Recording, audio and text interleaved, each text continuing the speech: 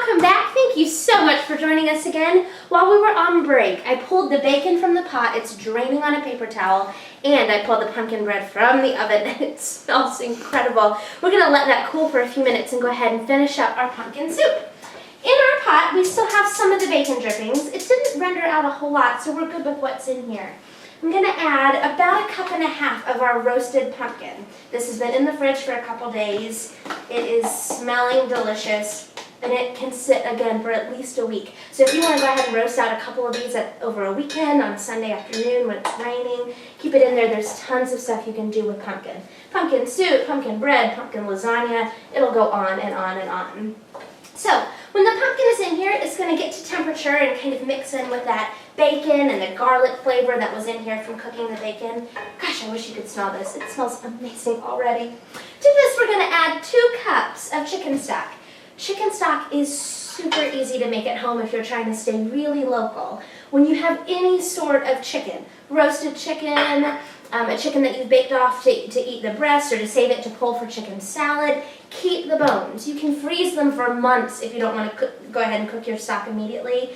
So store up just in a plastic Ziploc baggie all your frozen bones. When you're ready to make stock, in a big pot, fill it with water, put in all your frozen bones. If you've got carrot tops, if you've got onion tops, whatever you have you want to throw in, any of the kind of dried dead herbs that you think cannot serve this, go into the stock. Let it cook for hours. I mean hours. Give yourself a whole day to do this. 12 hours, 14 hours. The bones will get really soft. Some gelatin will release. Your stock is phenomenal. Again, you can just put it in little snap-tight containers, freeze them. You'll have them all winter. Great base for soups, for even if you want to boil up some rice or some pasta in that really delicious chicken stock. It will be fantastic. Again, if you're not doing local stock, they make great stock in a box. You can even use bouillon cubes if that's easier, no problem. But you can make it locally really, really easy and have it whenever you want to use it. So, the chicken stock is in here, the pumpkin is in here, there's that taste of garlic. I'm going to add a little bit of salt because pumpkin tends to have a sweet hint to it, and we want to try and counteract that with some salt.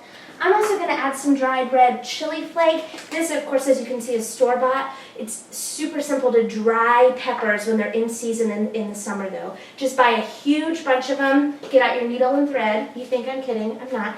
And just thread them up through the top of the pepper. And you'll make this gorgeous thing that you can hang. It can hang from if you want to hang it over your hood or if you want to hang it around somewhere in your kitchen, it's beautiful. And since the air will circulate around all the chilies, they will dry perfectly and you can use them throughout the whole winter. But I'm going to add some of these dried chili flakes here. And then the last thing that's going to go in this soup is some form of milk. If you have half and half, if you have whole milk, if you have skim, heavy cream, whatever you want and whatever works for you. I have some whole milk here that I'm going to use, again, to taste into the thickness that you prefer. I like my soup pretty thick. It will thicken as it sits, so if you make enough to save some in the fridge for later on in the week, just know it will get thicker. You might want to add some more milk or some stock a little later on. But add a splash of that, and then we're just going to let it sit here and come to temperature and let all the flavors kind of marry together over medium-low heat. While that's finishing up, I'm going to make a delicious topping for our pumpkin bread.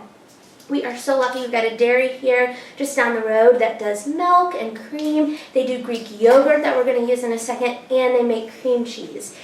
It's a little softer than normal cream cheese that you buy in the grocery store, so just keep that in mind as you're using this product. I'm going to grab a quick spoon, and we are going to make a honey cream cheese frosting. Again, no white sugar, no problem. We got tons of honey, that's amazing. So I'm going to add a dollop of this cream cheese into our bowl, and then just honey to taste. This is a super simple frosting. If you're used to making frostings that you have to boil and beat and all that stuff, this is a quick 10-second way to go about making a topping for this pumpkin apple butter bread.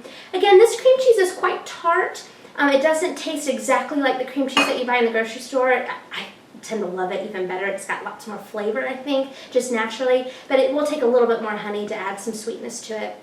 So, stir in some honey, mix this up. If you want to mix it all the way so it's the honey is all mixed in, that's fine. I also love to mix it so I can still see the honey kind of threaded through. Looks very chefy sometimes when you want to impress people coming over.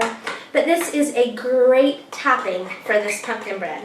You can put it on the whole top like this, or after you slice it, you can just add a dollop to the slice. also just fine. But we're going to go ahead and top this with our honey cream cheese frosting.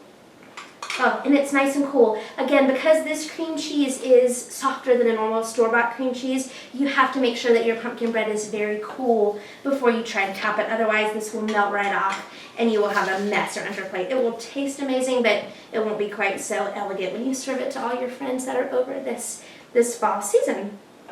But this is pretty much finished. If you want to sprinkle some cinnamon on top, if you have some dried apple chips, that would also be delicious to crumble some of those and put that on top, give it some different texture, and show everyone that there's apple butter in here. But I'm just going to slice off a little piece right here. Oh, I wish you could smell this. Shh, don't tell anyone that I took that off the top.